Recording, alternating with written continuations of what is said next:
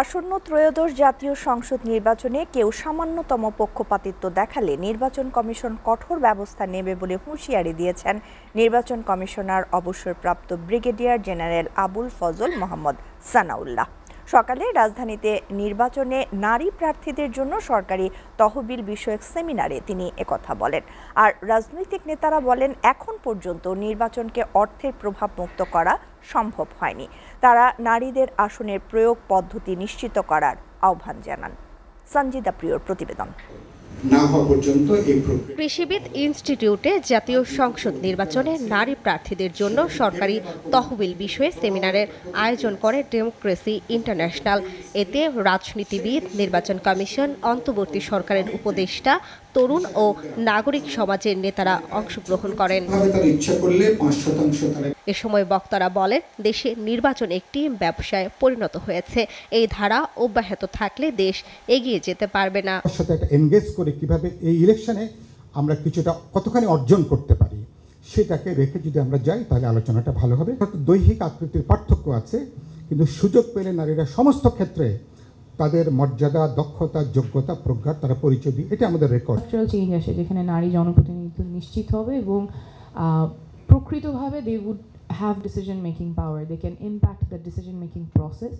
সেজন্য আমরা নারীদের জন্য প্রথম প্রয়োজন অর্থ সহায়তা বলে মনে করেন বিএনপির স্বনির্ভর বিষয়ক সহ সম্পাদক ও সাবেক এমপি নীলুফার চৌধুরী মনি। আর বিএনপির স্থায়ী কমিটির সদস্য নজরুল ইসলাম খান ও সেলিনা রহমান বলেন, আকাঙ্ক্ষা অনুধাবন করে ঊর্ধ্বতন নেতৃত্ব তৈরি করতে হবে।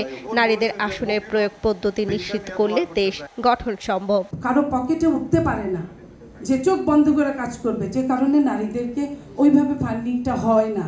আর ফান্ডিং এর জন্য নারীর দরকার প্রথমে নমিনেশন। নারী প্রার্থীদের মনোনয়ন দেওয়ার ব্যাপারে যদি কেউ অর্থের ব্যাপারে দুশ্চিন্তা করেন, তাহলে তারা জানবেন যে নারী প্রার্থী সরকারের কাছ থেকে একটা অ্যামাউন্ট, রিজার্ভ অ্যামাউন্ট মানি পাবে। এটা তার মানে নমিনেশন পাওয়ার ক্ষেত্রে সহযোগিতা করবে। যাত্রাপথটা যদি আমরা উত্তরণ ঘটাতে পারি, আমাদের নারী সমাজের উন্নয়নের জন্য মনোনয়নে যদি উত্তরণ ঘটাতে পারি, তাহলে সেই ক্ষেত্রে আমরা অনেকখানি কাজ করতে পারব। অবাধ, সুষ্ঠু ও নিরপেক্ষ নির্বাচনের আশ্বাস দিয়ে ইসি সানাউল্লাহ বলেন, ক্রমাগতভাবে নারী ভোটারদের সংখ্যা কমে যাচ্ছে। This is a sign of regaining confidence এবং একটা প্রত্যাশা তৈরি হচ্ছে যে না, এবার আমরা ভোট দিব।